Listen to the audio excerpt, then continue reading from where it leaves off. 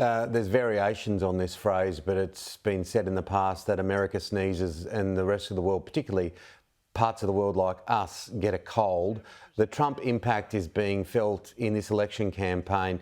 There's talk that, the expectations of a recession, this is some economics experts saying this, is 60% now in the US.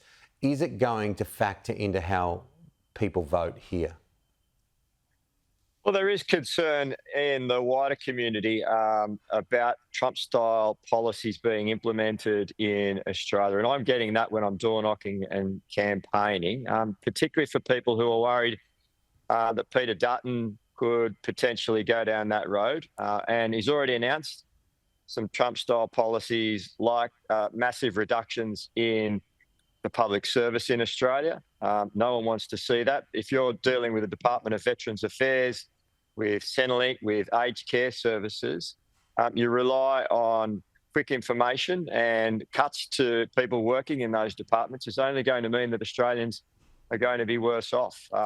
Australians are also concerned about Peter Dutton's proposal to stop working from home. It's providing a lot of flexibility for families who are dealing with family situations and kids, to provide that flexibility for them to be able to continue to work. So there is a genuine working from home though. There's a genuine concern, and it's quite appropriate. You've got a beach behind you. There's a genuine concern among some people that some people flirt the edges of working from home and go out windsurfing. So there's a fine balance with that whole subject. But are you worried about support for the US-Australia alliance among everyday voters who might be wondering why a good friend like Australia should be hit with tariffs?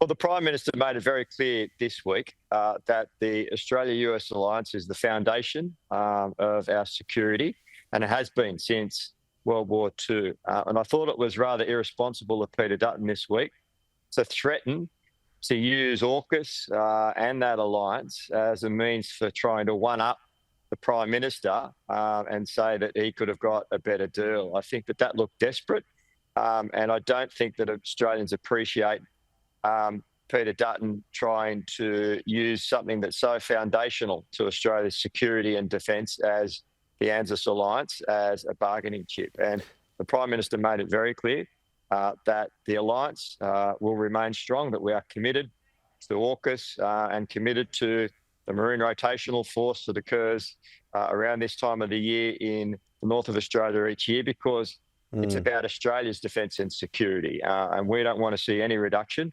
in that important defence of our nation. Now, huge night, Tuesday night, the first Leaders Debate. Chief Anchor Kieran Gilbert will moderate it for Sky News. Anthony Albanese and Peter Dutton will have 100 constituents there in Western Sydney as well, who will be able to question, grill the leaders. This will be a pivotal moment. Yeah, look, Western Sydney is going to be an important battleground in this election. And you've seen the Prime Minister announce this week some important further policies that will benefit Western Sydney, infrastructure announcements, upgrades to public hospitals and the like in Western Sydney.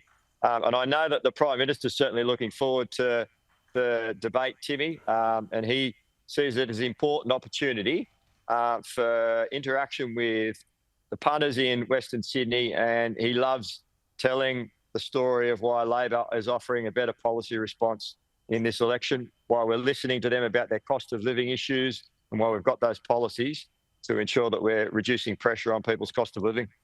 Yeah, it'll be interesting. I do want to talk to you about the Moore Park golf situation, because I have a particular take on what's happening there. But let's push that forward to next week, because we've just run out of time. I do think it was a forward pass, but that's life. The Roosters made too many errors. And congratulations to South Sydney. We'll chat again next week. Thanks, Timmy. Great to talk to you.